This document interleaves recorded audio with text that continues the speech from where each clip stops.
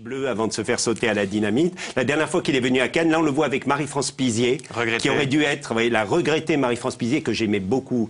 Céline et Julie vont en bateau quand elle magnifique. Magnifique. Alors on va souhaiter bien sûr bonne chance à tous les lauréats, mais nous, comme on est en Corse, on va parler des lauréats anciens, mais surtout des films méditerranéens. Les films méditerranéens, oui, se sont vraiment imposés dans les Palmes d'Or pendant une période. Oui, il y en a eu quelques-uns. Oui, beaucoup de films. Alors en espagnol, il y avait Buñuel avec Viridiana, mais il y a eu beaucoup de films italiens. Beaucoup de films italiens avant l'époque Berlusconi, bien entendu, où le cinéma italien était vraiment très fort. Et maintenant, vers Berlusconi, c'est plutôt le cinéma érotique. Maintenant, avant, c'était autre chose. C'est un peu rien avec Berlusconi. Donc, et les cinéastes ont du mal, ont beaucoup de mal, ont beaucoup de mal. Mais il y avait le Guépard, par exemple, en 63. Il y avait aussi Blow Up, qui a été un événement important d'Antonioni en 67. Oui. Mais Antonioni a toujours fait Antonioni, Gus Van Sant. S'il y a Gus Van Sant, c'est grâce à Antonioni. Donc, cinéma italien très présent. Prometteur, très présent. Il y a eu l'année 75, c'était Chronique des années de Brest, qui était un film algérien de Mohamed Lakhdar Lamina, qui avait fait aussi l'unanimité et qui a eu la Palme d'Or. Et puis, il y a eu la dernière, c'est 2001, avec Nanni Moretti, La Chambre du Fils, quoi. D'accord, ça c'est les lauréats, mais il y a eu aussi les scandales. Cannes, c'est connu pour ses scandales. Alors, scandale italien encore, on quitte pas l'Italie.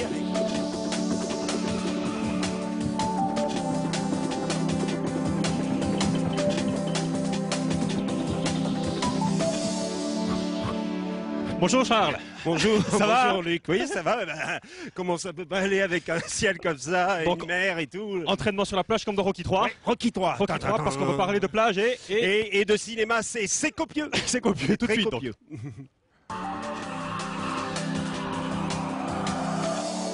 C'est bon, vous pouvez vous calmer Charles. On s'assoit. La plage et le cinéma, voilà. Vaste programme. On va commencer avec une phrase d'Agnès Varda qui vous plaît beaucoup, non je crois? Oui, j'aime bien cette phrase d'Agnès Varda tirée de son film Les plages d'Agnès. Donc oui. On retrouve le mot plage. C'est si on ouvrait les gens, on trouverait à l'intérieur d'eux des paysages. Moi, si on m'ouvrait, on trouverait des plages. Et elle a fait un film magnifique où les plages se répondent. Celle de Sète a été sétoise, Agnès Varda. Celle de Bretagne, celle du Nord, celle de Californie. Et c'est un film qui mêle à la fois les pêcheurs, le monde artistique et un très beau film. Et on va tout voir de un suite extrait parce que j'ai du mal que j'ai l'impression que ça vous... Ah, ça nous rappelle les slow. Vous savez, quand on ne sait pas se toucher, vous vous en souvenez? Oui. Ah bah, je me souviens que de ça, d'ailleurs. J'ai pas On a voulu faire l'extrait d'une manière artisanale, un peu comme C'est pas sorcier. Et les gens se sauvent, et qui la plage. C'est extraordinaire comme ça. Et alors, ça a l'air de rien, ça. Mais ça a inspiré des cinéastes, et pas des moindres, Charles. Ah ben non, Jacques Tati voit ce film en 75, et il retourne à Saint-Mars-sur-Mer, qui se trouve vers Saint-Nazaire, vers Nantes, pour tourner une parodie des Dents de la Mer. Ah bon? Alors, oui, on va employer le terme blockbuster. Alors, on n'a pas notre petit effet, mais ça c'est un B comme blockbuster. Et Les Dents de la Mer, c'était le premier blockbuster. Blockbuster, et littéralement, ça veut dire faire sauter le quartier. Oui. Ouais, donc et c'était dans le jargon théâtral américain, c'est faire un tabac quoi. C'est-à-dire c'est quand les théâtres marchaient et faisaient un gros succès, ils mettaient en banqueroute tous les autres théâtres. Alors c'était ça. Puis c'était un terme qu'employait, c'était le nom qu'on donnait à une bombe pour les Américains et les Anglais à la dernière guerre mondiale. Donc blockbuster est resté pour le cinéma et c'est la première fois qu'on l'employait pour Les Dents de la Mer. Avec Les Dents de la Mer donc. Avec Les Dents de la Mer, oui. C'est-à-dire que c'est le blockbuster, c'est un film où on a mis énormément de moyens, mais aussi où on a obtenu d'énormes revenus. Et celui qui a fait la musique, là, je sais pas, John Williams. John Williams, il a accompagné après Spielberg tout au long des films, Indiana Jones, etc. C'est son musicien attitré. Vous savez, c'est la fête de la musique ce soir. Et ben on va s'amuser aussi. On va danser sur Les Dents de la Mer. Voilà, c'est pour ça qu'on a mêlé un peu de musique dans notre. On a parlé de plage et vacances. On va parler de plage et films de guerre aussi, parce qu'il y a un film de guerre qui s'est tourné ici en Corse, Charles. Oui, Le jour le plus long, qui raconte le débarquement en Normandie, mais comme en Normandie en 61, ils avaient refait pas mal de constructions de cette époque, ça pouvait pas marcher. Donc sur les plages de Saleccia, de la plage de Saleccia, ils sont allés tourner. Dans les Agriates, ils ont tourné. Alors ils ont tourné à l'île de Ré, bien sûr, mais les scènes les plus sauvages où il y a vraiment le débarquement à l'époque, c'est sur la plage de Saleccia, effectivement. Alors il y a le film policier aussi où on raconte la plage avec des découvertes de cadavres, tout ça. Mais il y a aussi, et pour revenir au film de guerre, il y a de l'érotisme dans le film de guerre. Il n'y a pas que des combats guerriers, pas que des débarquements. Vous allez, L'érotisme l'érotisme dans le... Oui, j'imagine. Oui. Ouais. Qu'est-ce qu'il y a alors comme film, dites-moi? Ah ben il y a un film très connu qui est Tant qu'il y aura des hommes avec Burt Lancaster, Frank Sinatra. Et là on voit Burt Lancaster et Deborah Kerr. Oui, une étreinte, une longue étreinte. Après il y en a eu d'autres hein, dans le cinéma, mais c'était une des premières. C'est un film de Fred Zinman dans les années 50 et c'est une des premières étreintes formidables du cinéma. Alors on trouve aussi la fameuse, et on en avait parlé quand on avait fait les sex symboles, Ursula Andress. Ils viennent, ils se regardent, il y a des petits regards sur la plage, c'est César et Rosalie avec voilà, Ça fait lui piquer son ballon. Vous voyez, ça c'est une ambiance de plage et on le retrouve dans le film. Vous savez, quelque chose entre les enfants, les amours qui se font, qui se défont, etc. Ça aussi c'est On vous entend plus, Charles. Voilà. Ah oui, on va s'entourer, et les trains tournent. Vous voyez, c'est Claude Lelouch qui était à l'épaule, il n'était pas au Steadicam, ici on tourne avec un Steadicam. Eh bien, il était sur cette étreinte de personnes qui se voyaient comme ça et qui tout d'un coup se serraient. Ça a été un film qui a eu la Palme d'Or. Et Claude Lelouch, on a notre cascadeur, hein, vous voyez, il continue. Alors à propos de cascadeur, on peut lui demander d'ailleurs au cascadeur. On va voir s'il va faire le malin. Claude Lelouch a retrouvé la plage, il a quitté la Normandie, il est allé du côté de la Méditerranée de nouveau. Avec l'aventure, c'est l'aventure. Ah, l'aventure, c'est l'aventure. Il y a cette scène mythique. Oui. Où Aldo Machon apprend à C'était la grande époque d'Aldo Machon. Alors moi, je le fais très mal, Aldo Machon. Et là, la Allez, caméra. montrez-nous. Alors voilà, tiens, on va appeler un ami là-bas aussi qui est. Venez. Allez, alors enchaîne, voilà, on va enchaîne. faire. Ils étaient plusieurs. Alors Aldo Machon. Donc il apprend à marcher. Il hein, apprend à si je me marcher. souviens. Vous savez, c'est le truc comme ça. Voilà. Et il passe comme ça. Et il Christian, regarde ça va les filles.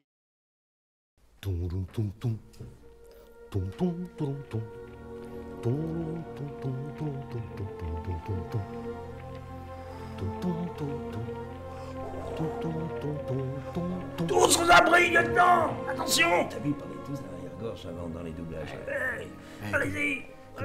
Stallone dans Rambo, c'était pas ma guerre, colonel. Yes! Yes! Yes! Bon, allez, sérieux, allez, on se concentre. Ouais, ça va être la bonne cette fois-ci. Hein La bonne? Ouais, c'est la 105e quand même, hein, comme le canon de 105. Hein. Allez, c'est parti.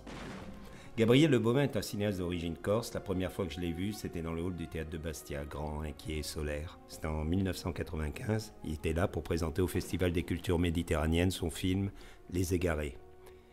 Il me semble qu'à partir de ce jour-là, son cinéma s'est toujours intéressé aux conflits guerriers et ses conséquences. Peut-être parce qu'il a travaillé au service cinématographique des armées. Sa formation des images et des sons, il l'a faite dans l'école fondée par Hermano Olmi, le réalisateur de L'Arbre au sabot. Et depuis, des courts-métrages passionnants comme Le Puits et même son long-métrage Les Fragments d'Antonin parlent des chocs traumatiques de la guerre. En 2012, il se penche sur la guerre d'Algérie dans un documentaire de Benjamin Stora pour en comprendre la déchirure. Eh bien, celle-ci est bien. Hein. Alors, pour le genre, comment on dit? On dit film de guerre ou film de conflit? Parce que Tarantino, lui, Inglourious Bastard, excellent, il dit c'est un film de guerre. Et oui, parce que c'était après la Deuxième Guerre mondiale. On a appelé film de guerre après la Deuxième Guerre mondiale. Avant, c'était le film historique, la sécession, guerre de sécession avec le western ou les guerres antiques avec le péplum. Puis c'est un genre qui a eu énormément de censure, le film de guerre. Incroyable.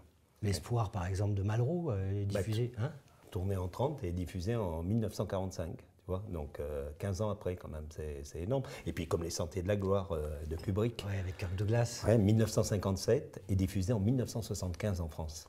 Sans parler des films sur la guerre d'Algérie, Le Petit Soldat de Godard, Le Vent des Aurès de Lamina, et puis surtout le fameux La Bataille d'Alger de Pontecorvo, censuré aussi. Bah oui, je ne sais pas si 7 ans après, quoi. Je ne sais pas s'il les a vus, Gabriel Le Baumin, ces films. Je pense.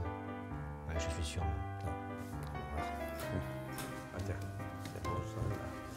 Bonjour, Gabriel. C'est ici. Voilà, bienvenue Laurent. au club. Merci. Ça va bien? Très Bienvenue, bien, merci d'être venu. Avec plaisir. On est très content de vous avoir dans cet endroit, ce club un peu réservé aux amoureux du cinéma. Hein. Et on va vous présenter 3 films. Alors on est très content aussi parce que vous êtes le réalisateur corse qui réussit une carrière, il faut le souligner, c'est assez rare pour le souligner. Hein. Vos films sont exploités au niveau national. Et alors, votre dernier film justement, Insoupçonnable, avec Charles Berling et Laura Smet entre autres, un thriller, ce qui est assez nouveau pour vous parce que dans votre filmographie, vous avez surtout exploré en fait le film de guerre. C'est votre passage au cinéma des armées qui vous a inspiré ce choix? Vraisemblablement, il y a eu une influence. C'est vrai que j'ai eu la chance de faire un service militaire plutôt intelligent, c'est-à-dire que j'ai été réalisateur aux armées.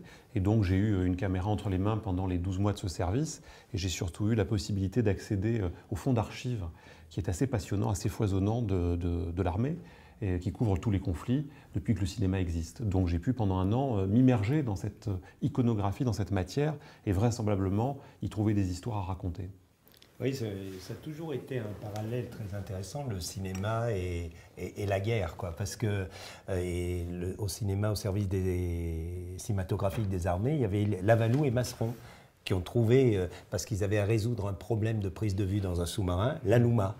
La contraction de leurs deux noms, Lavalou-Masseron, a donné la naissance de cette grue télescopique qu'on a appelée la Luma. Ça, c'est vraiment qui est utilisée dans tout le cinéma, et à la télévision. Oui, depuis 70, c'est 1970. Qui a permis de faire effectivement ces grands plans aériens, fluides, etc. Avant ça, c'était beaucoup plus compliqué, les grues étaient très lourdes. Ouais. Et donc ça se trouve avec le cinéma des armées.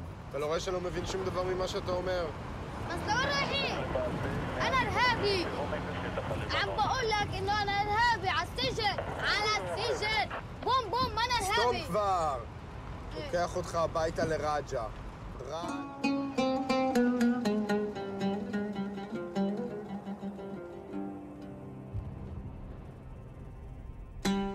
Alors on vient de voir Checkpoint de Ruben Amar. Je voulais juste souligner que c'est un film qui a été primé en Corse lors d'un festival. Un festival qui s'appelle l'Étoile du Cours, et c'est un festival très intéressant parce qu'il se déroule simultanément dans plusieurs endroits en Corse.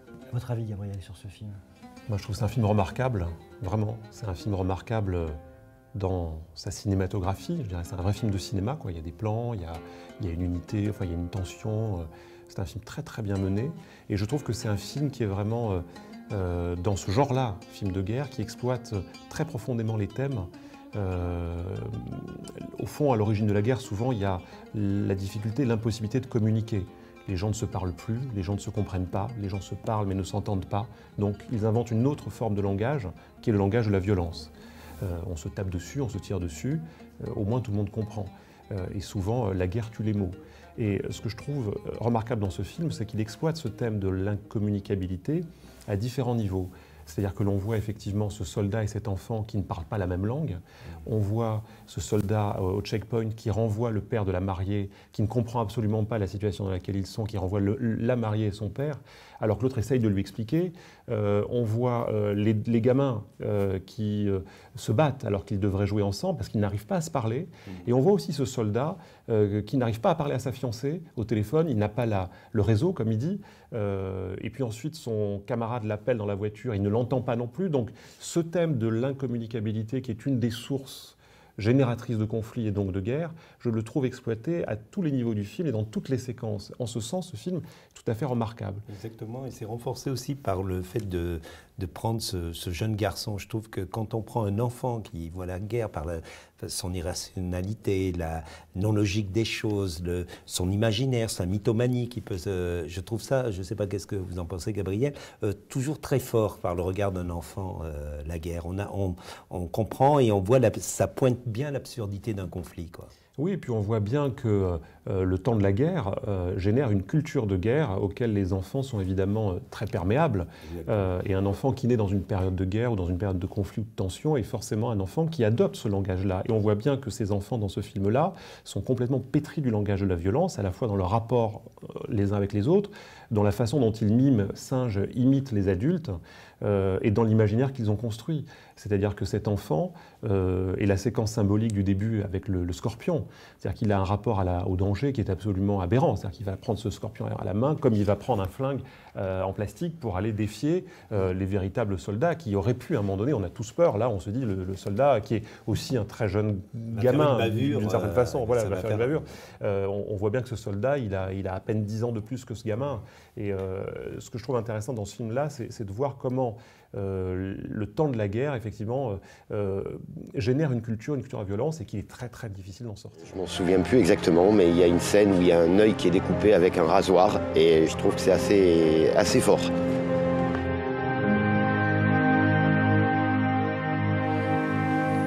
Ben voilà, la réponse est affichée, j'allais vous la demander. Oui, bah oui. Buñuel, puisqu'on va parler de la peur dans le cinéma espagnol. Je vais rendre mon agneau. Oui, voilà. C'est ignoble. C'est ignoble, hein. Oui, non. On va essayer de... Parce que la peur fait... Mais il y a quelque chose de sublime et de délicieux dans la peur. Et le cinéma espagnol est en complètement renouveau depuis la fin des années 90 là-dedans. Et comme le dit ce monsieur dans le micro-trottoir, c'est vraiment un film terrifiant, le film de Buñuel, qui est un film surréaliste, qu'il avait fait avec Dali. Ça l'avait pas assez vu tout à l'heure. Très gentil, merci.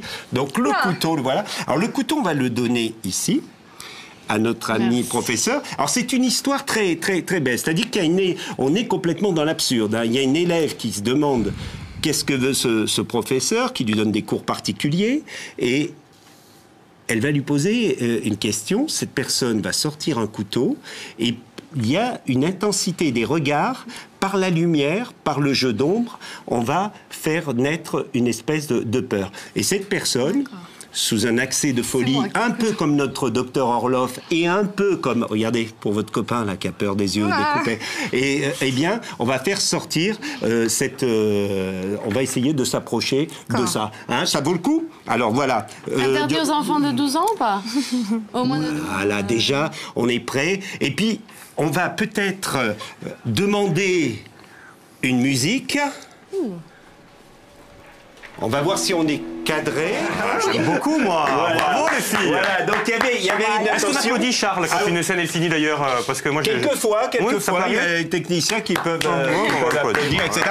Non, c'était bien sur l'intensité des regards, etc.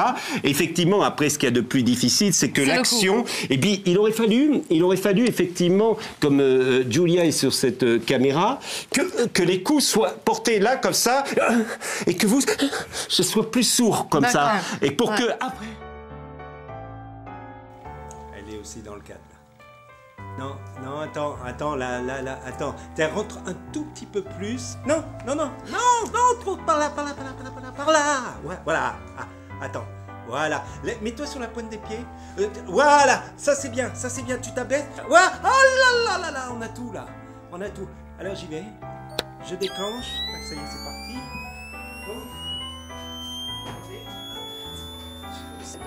Ah.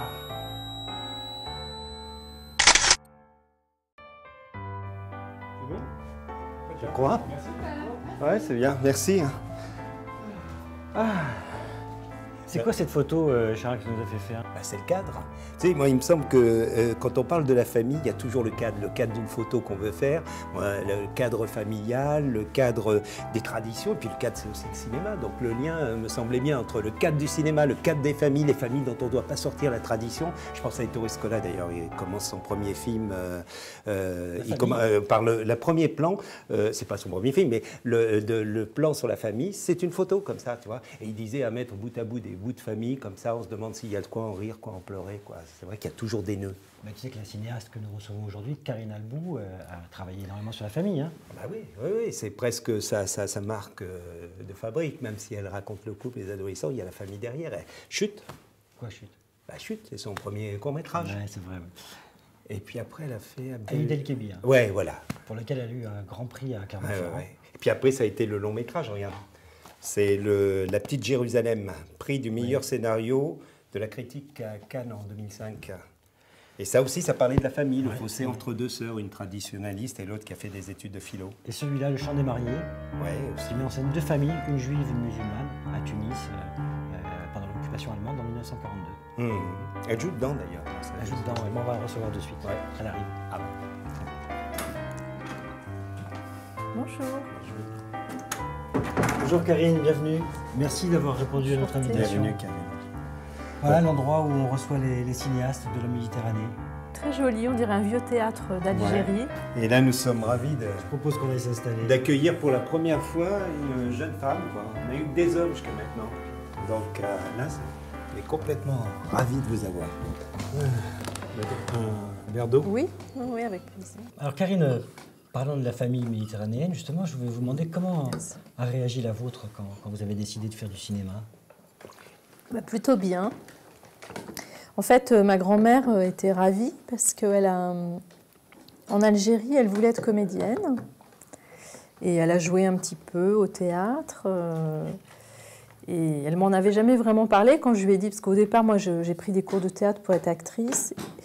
J'avais, je sais pas, 15-16 ans. Et quand je lui ai dit que je faisais ça, elle a été ravie parce qu'elle m'a dit « Ah, tu fais comme moi ».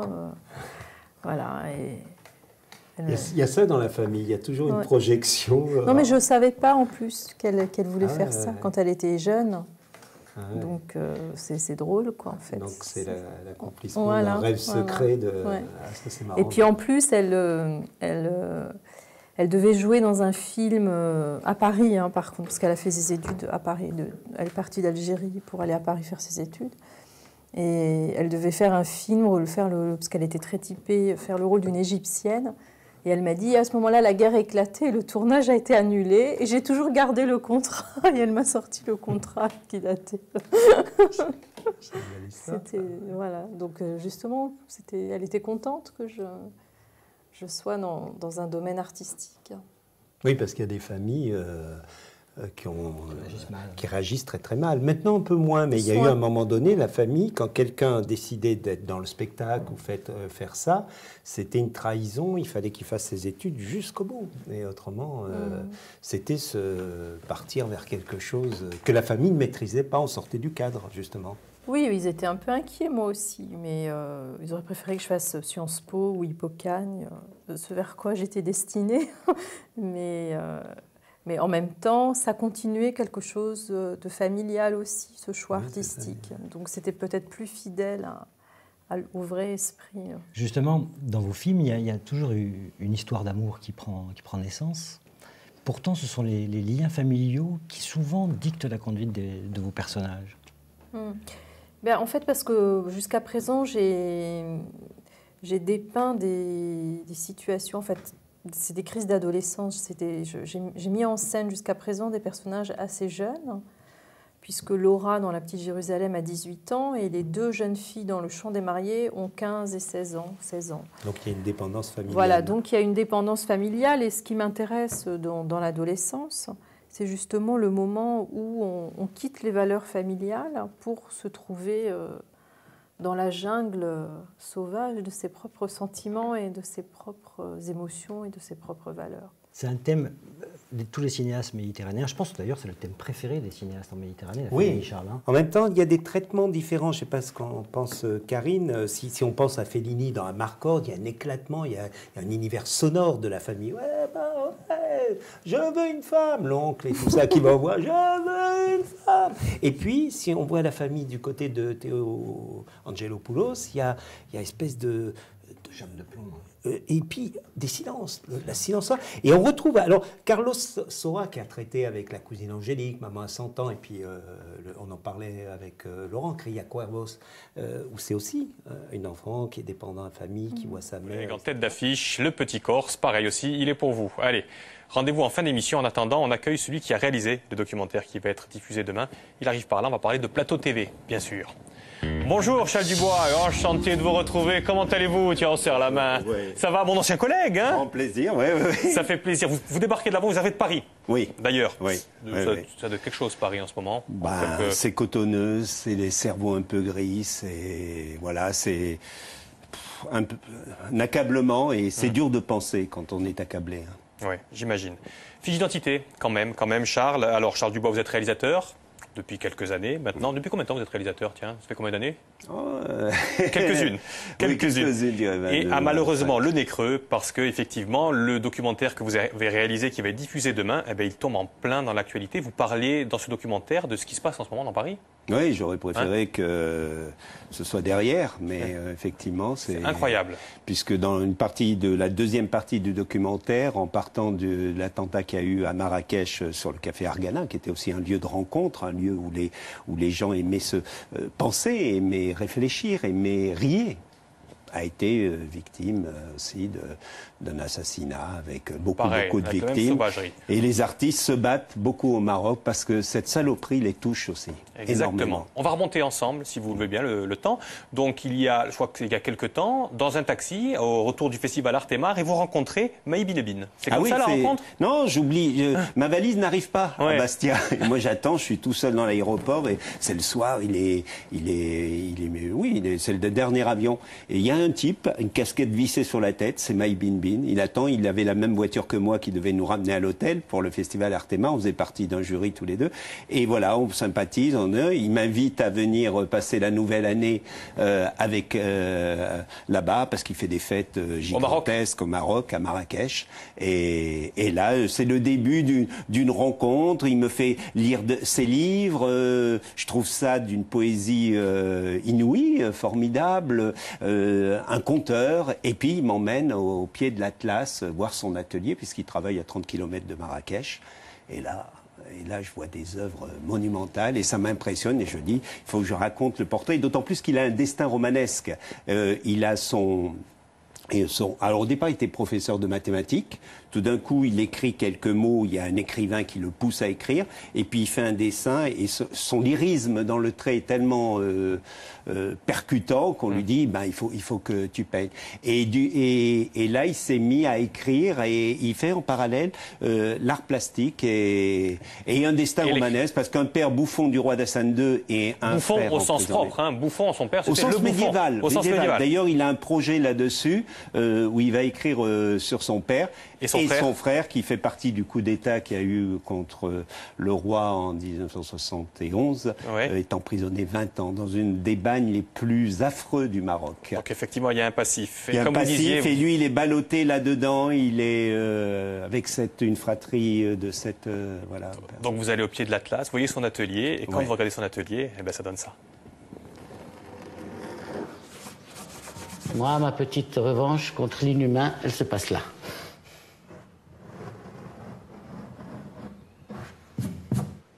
L'artiste, en général, doit résister, doit dire les choses que les gens n'ont pas envie d'écouter, de montrer les choses que les gens n'ont pas envie de voir.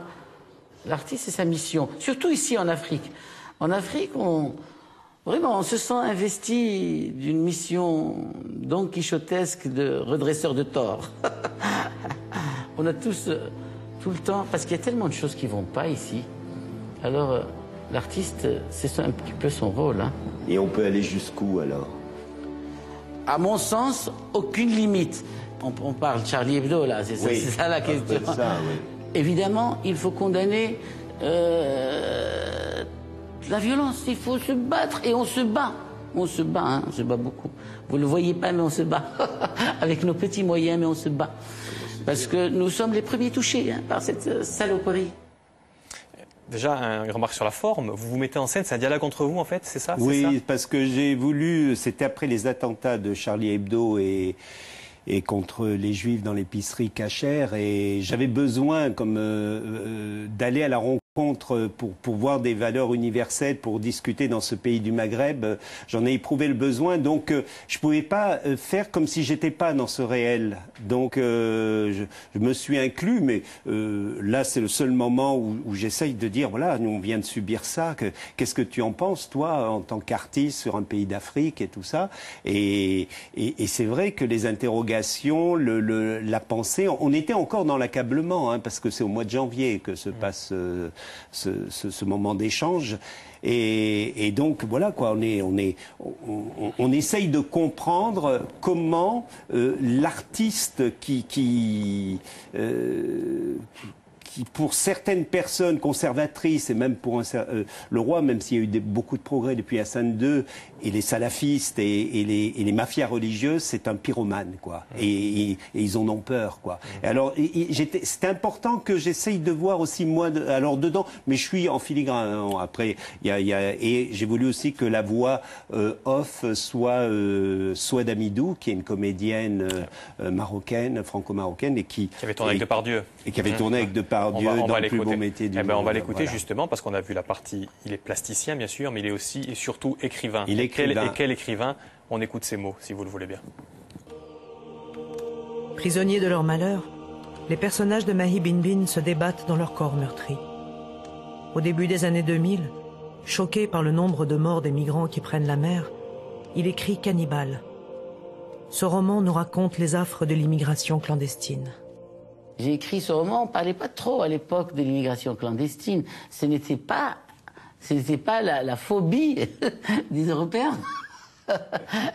Vraiment, on parlait très peu. Il y avait cet article, je suis tombée dessus, et j'ai fait un voyage à Tanger.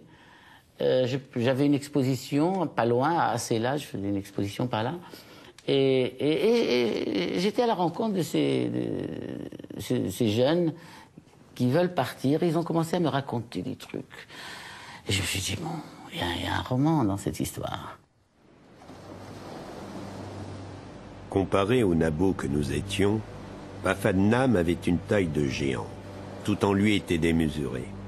À le voir, le dos voûté, ramassé sur lui-même, l'air de ceux qui s'excusent d'exister, on savait déjà qu'il s'était coulé dans la peau du clandestin.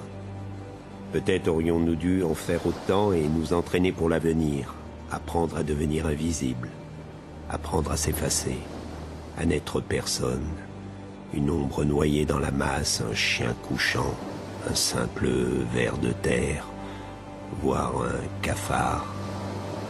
Oui, apprendre à être un cafard.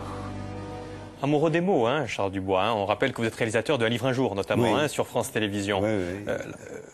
Pareil, là, il fallait lire automatiquement. Oui, il fallait lire parce que j'ai découvert beaucoup de poésie, parce que c'est son art. Mais vous avez vu, il travaille sur des grands, presque comme des feuilles de décor, des grands morceaux de bois. Et il a un rire tout le temps, il est très jovial. Donc c'est son bouclier contre l'inhumain. Et les mots si poétiques qui sont pas didactiques. Il n'est pas militant au sens premier du terme. Il est militant par la poésie. Donc il est humaniste parce qu'il croit que cette poésie, l'individu peut s'en emparer. Et ça, c'est le vrai humanisme. C'est pas l'humanisme béant, défendant la veuve et l'orphelin à tout prix. C'est vraiment le vrai humanisme de faire confiance à la poésie. Et le producteur Jean-Jacques Thor d'Intervista, qui a produit le film, était complètement content de trouver un personnage comme ça qui, contre la barbarie, amène sa poésie. Poésie des mots et poésie du trait. Esthétique, exactement. Esthétique. Et puis il a écrit sur la manipulation des jeunes dans les quartiers de Casablanca un autre livre.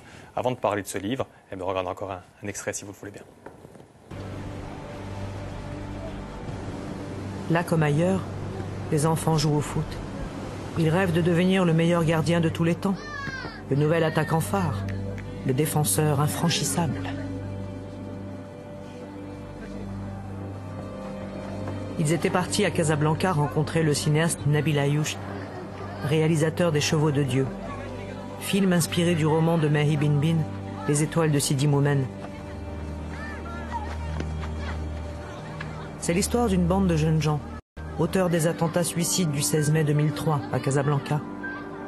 Tous issus du même bidonville où ils menaient une vie chaotique, faite de violence, de drogue et de chômage, jusqu'à ce qu'ils soient recrutés par des islamistes radicaux. Comment résister quand on leur promet que le paradis est à la porte? Sidi Moumen est un bidonville qui est probablement le plus important qui est au Maroc et surtout le plus ancien, donné à voir les prémices de cette déconnexion, de ce sentiment d'abandon de cette population et de ce que ça pouvait engendrer comme type de violence. C'est ce qui se passe en Belgique actuellement. Voilà, hein, voilà, exactement. Là, c'est... Alors, ils ont fait une action formidable. Nabil Ayouch, le cinéaste qui a traduit et qui a adapté le livre de Mahi Binbin qui s'appelle Les étoiles de Sidi Moumen. Lui, le film s'appelle Les Chevaux de Dieu. Et ils ont projeté le film, ils distribuaient le livre, tout ça. Et dans les cafés, ils se disaient, mais il faut faire quelque chose, qu'il faut faire. Et depuis cette manipulation par les salafistes qui étaient dans les garages autour et qui utilisaient La misère humaine pour manipuler et envoyer ces kamikazes, pareil, hein, ça a été dans des cafés, dans des lieux de rencontres, dans des lieux de divertissement. Il y a eu un restaurant de vie, de flamenco, c'est la vie. Exactement. Ils sont vraiment comme ces généraux pendant la guerre d'Espagne, ça me fait penser ces généraux fascistes qui créaient Viva la muerte. Et Arabal en avait fait une pièce. Ben, c'est Viva la muerte, contre la vie. Et eux, ils ont dit, il faut qu'on fasse quelque chose. Ils ont réuni des artistes et ils ont construit un centre culturel sur le bidonville. Et ça, c'est magnifique. Parce que le bidonville n'existe plus. Et ils ont dit, voilà, n'allez pas là-bas voir ces barbus, ces machins. Venez, ici, on a des valeurs universelles qui sont le théâtre, la musique. Et ça marche. Parce que les parents sont éduqués par les enfants qui vont dans ce centre culturel. Et ça, c'est une démarche que Maï Bin a fait avec Nabil Ayouch, et il voudrait en faire plein. Parce que c'est par la culture, l'éducation aussi, qu'on arrive à sortir de... On va faire une petite pause, si vous voulez bien, avant de parler de votre équipe. Mais avant cela, je voudrais justement qu'on fasse une petite pause, petite annonce qui vaut vraiment la peine. Regardez plutôt.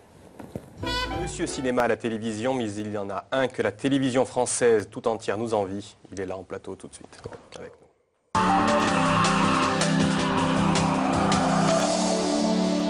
Et oui, car vous faites le buzz, Charles Dubois. Bonjour. Ah bon, je suis ravi de vous retrouver 15 jours après. Oui. Faites le buzz. Vous n'allez pas faire de mercato d'ailleurs. Vous n'allez pas nous laisser tomber. Je sais pas. Bon, quoi qu'il en soit, pour l'instant, vous êtes sur INSEP. Vous nous expliquez le cinéma. Et aujourd'hui, on va parler du chaos au cinéma, si vous le voulez bien, Charles. Parce que nous diffusons le 27 janvier sur Viastel un film de Mario Monicelli, je vais y arriver, qui s'appelle « Nous voulons les colonels », c'est ça? Oui, c'est ça, oui.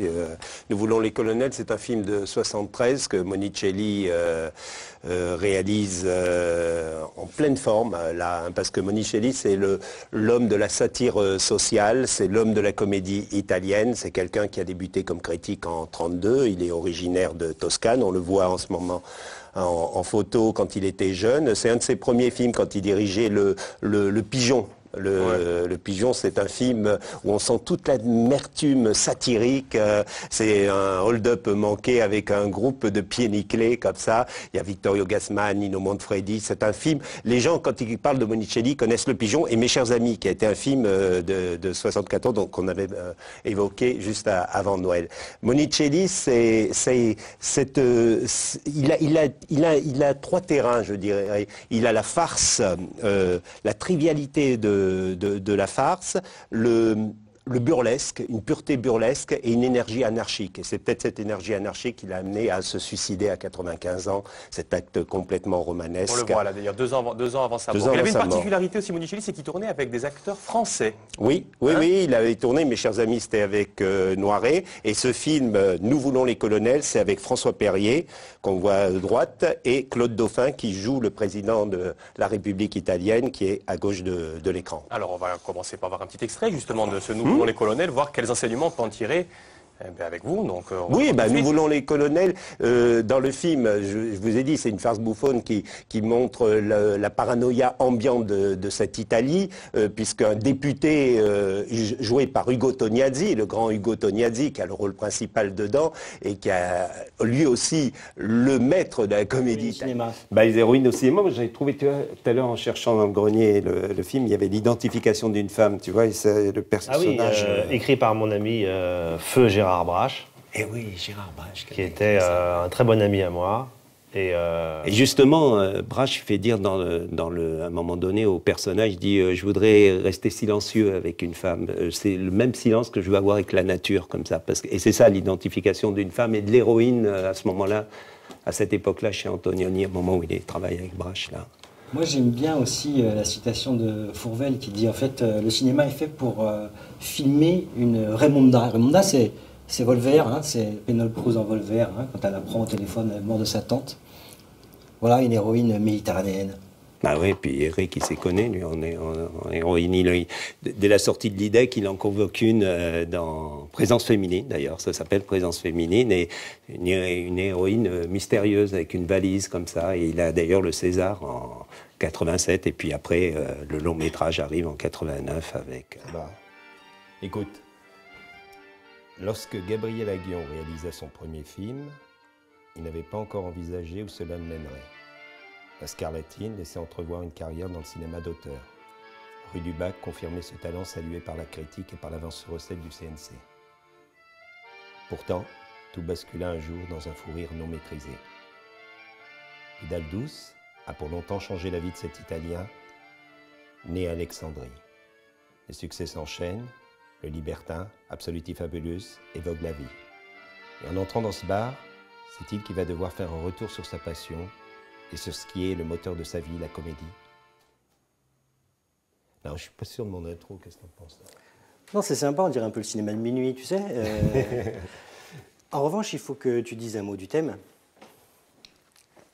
Oui, alors ça pourrait donner ça, tu vois, regarde. La comédie a une place à part. La comédie, c'est un traitement plus qu'un genre. Comédie romantique avec De Sica ou Almodovar, comédie sociale avec Risi ou Monicelli, des gangsters avec des films comme Braquage à l'italienne, comédie thriller avec En chair et en os.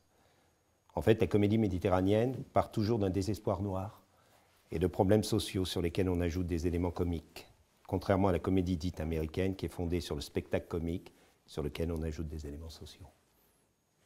Ça fait penser à ce film que j'adore, Affreux, sale et méchant, tu sais, avec Ettore Scola, avec Nino Manfredi. Tu te souviens? Qui se passe dans un bidonville et qui est hilarant du début jusqu'à la fin. Exactement ça. Ouais.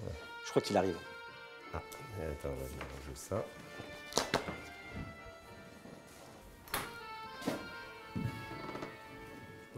Je vais voir des films et donc je voyais beaucoup de films. Et c'était de quel genre? Il y avait un genre précis? Non, c'était pas du tout, c'était pas très noble en fait, c'est parce qu'il y avait un cinéma qui était moins cher que les autres sur les Champs-Élysées, parce qu'il passait des films en 2e ou 3e diffusion à l'époque, c'est comme ça. Et du coup, j'allais voir ces films-là qui étaient plutôt des Bergman, des Fellini, Alors, au lieu d'aller voir 007, Goldfinger, j'ai quand même été le voir, mais c'était nettement moins cher. Et du coup, j'y allais à 13h50, je voyais la fin, parce que c'était moins cher, c'était 20 centimes de moins, je crois. Donc, je voyais la fin du film et je me retapais le film 2 ou 3 fois, parce que c'était permanent. Oui, c'était permanent. Et après, je rentrais pour pas peur en télé. C'était bien ce cinéma permanent, parce qu'on pouvait à la fois voir l'histoire et ensuite s'intéresser à la technique. C'est l'époque où on passait des courts-métrages aussi, avant les longs-métrages. Hein. Maintenant, c'est terminé.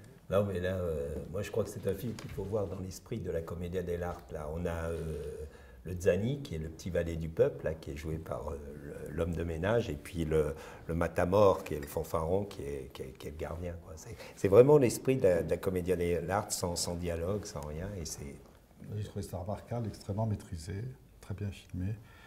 Et les acteurs sont formidables, ils font tout passer sans un dialogue. Moi, je suis toujours admiratif de ça, parce que je ne vois pas comment on peut faire un film sans dialogue. Il y a Truffaut qui disait qu'il avait dit à Hitchcock que si le cinéma redevenait muet, ce serait le seul metteur en scène qui serait pas au chômage.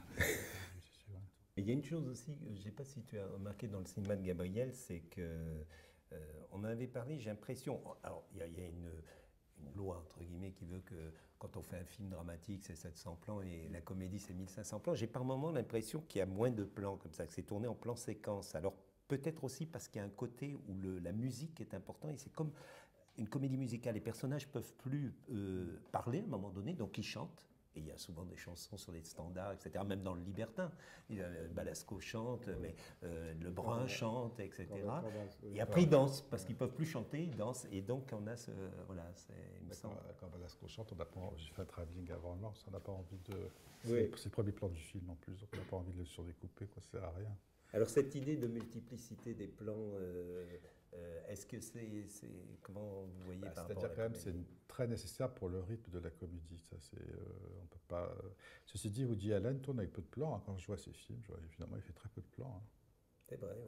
Marie et femme, j'ai l'impression qu'il y a... Il y a une scène très importante, je sais plus, une centaine dans de plans. Matchpoint, il y a juste un plan large, et puis un gros plan sur un des personnages, c'est tout.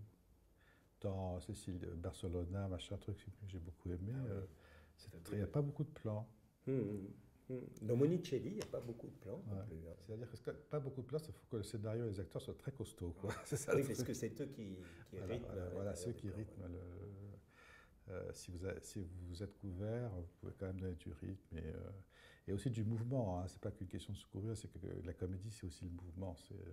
quelque chose qui n'est pas figé. Moi, j'aime bien en plus, moi, j'aime bien que les acteurs bougent. J'ai pas envie de les fixer dans des scotch. Il y a des accidents qui se passent sur les films de comédie, des accidents que vous avez vus, que vous n'aviez pas prévus, et que tout d'un coup, c'est beaucoup plus fort que ce qui avait été prévu, justement, l'écriture. Non, je n'ai pas vraiment vécu ça. C'est arrivé à Lelouch quand comment il s'appelle, Michel Morgrand a eu un fou rire et une imprévu dans Le chat et la souris. Ouais. Et il n'a pas coupé, il a bien fait de ne pas couper. Et avec Reggiani. Ouais. Il a bien fait de ne pas couper parce que la scène devient insensée, alors que c'est une scène un peu conventionnelle, elle devient complètement dingue, quoi. Je vais vous couper, moi, puisqu'on va voir un film qui, je pense, va vous plaire. Le cadre. Il y a d'ailleurs un procédé, qui est le procédé du chapitrage qui est arrivé dans le cinéma dans les années 60 à peu près. Qu'est-ce que vous en pensez, là, ce chapitrage? Je trouve ça très, très, très bien, puis c'est très intégré avec le plat. Et puis même le dernier plan avec le profil du grand-père sur le plat de paella. Chaque plan est inventif, enfin, chaque plan est inventif dans le bon sens. Il y a vraiment du sens, quoi. On n'a pas l'habitude de les voir dans ces...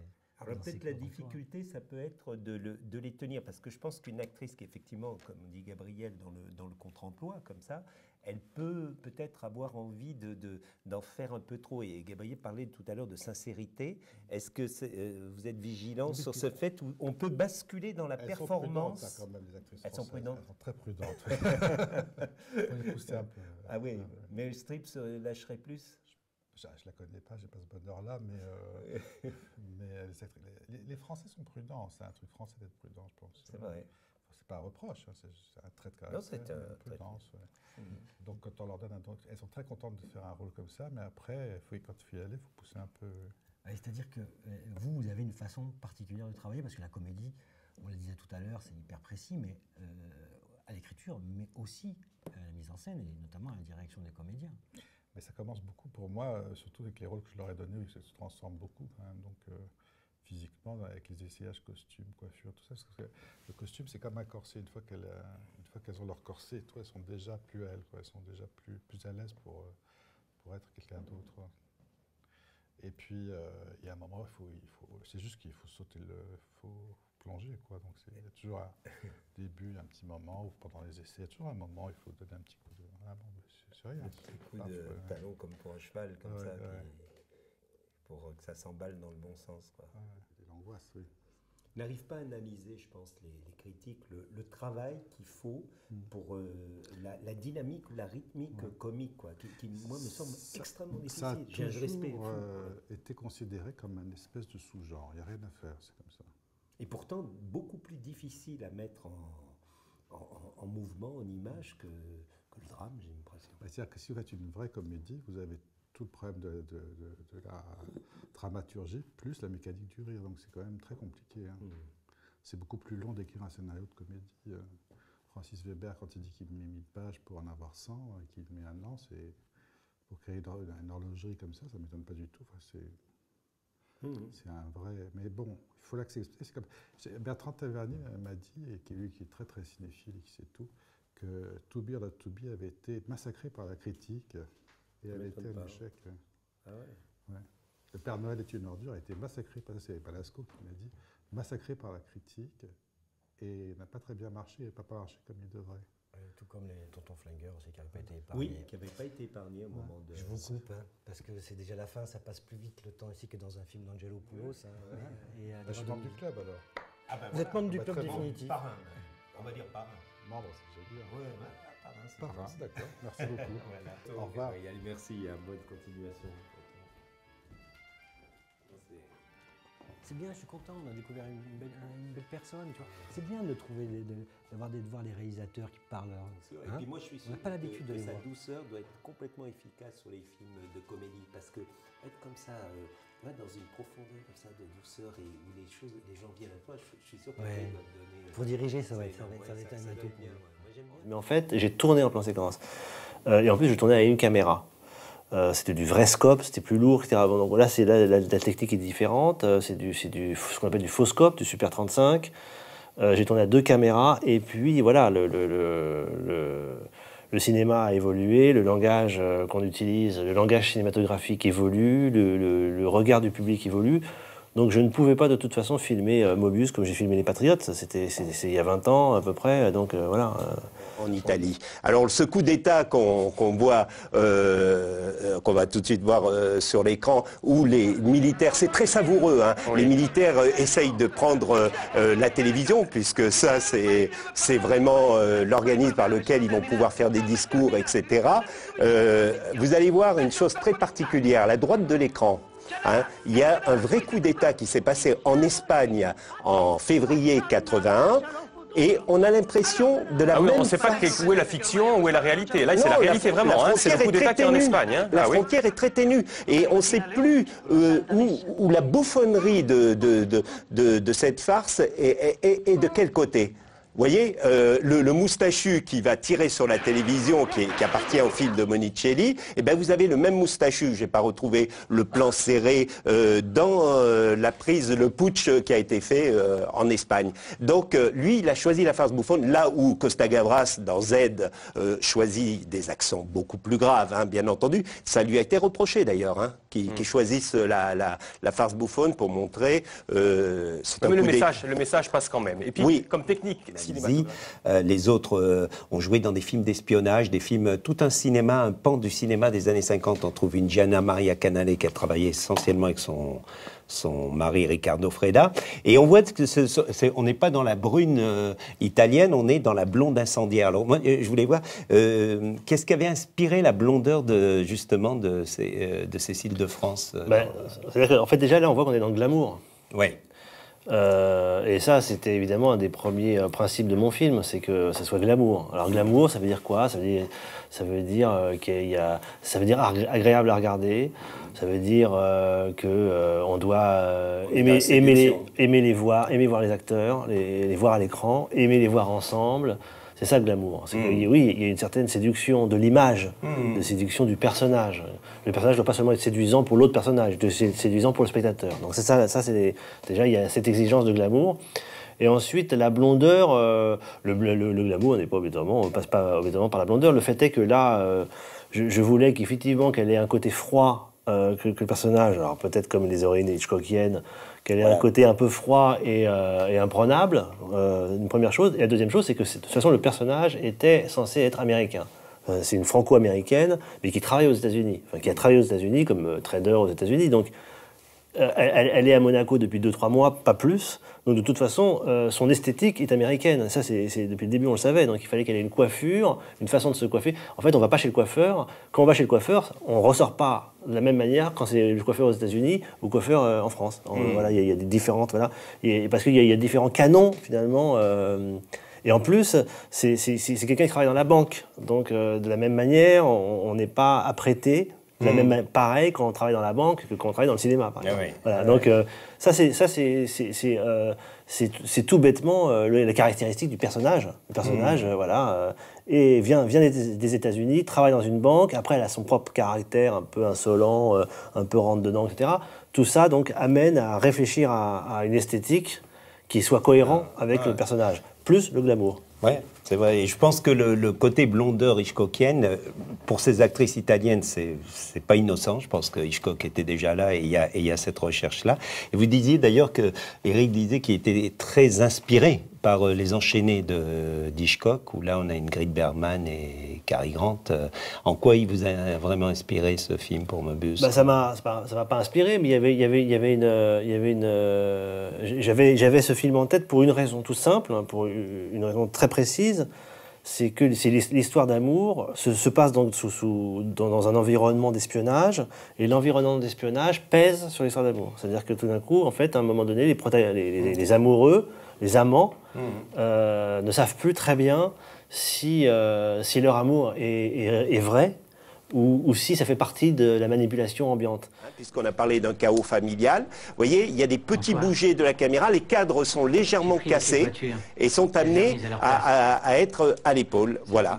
Et donc ça, c'est une des particularités du film. Donc ce qui nous emmène à notre petit abécédaire, toujours 2 dans l'abécédaire aujourd'hui. Oui. On va attendre que l'extrait se termine. Non, voilà, on va le terminer maintenant. Et on va voir un C comme La caméra à l'épaule tout de suite. Voilà. Et caméra à l'épaule, vous allez nous expliquer un petit peu le but d'une caméra à l'épaule dans une scène de cinéma. Donc là, on est en pleine caméra à l'épaule. Voilà, caméra à l'épaule, c'est ça. Nous avons notre cadre Frédéric qui est là en ce moment. C'est pour renforcer un effet. Vous voyez, et ça peut jouer la subjectivité, la caméra à l'épaule. Vous voyez, je vais me lever, on sent que je m'approche vers vous. Alors dans les films de suspense, d'angoisse, peut y avoir ça. Et la caméra me dépasse. C'est mon regard qui va sur vous, vous voyez.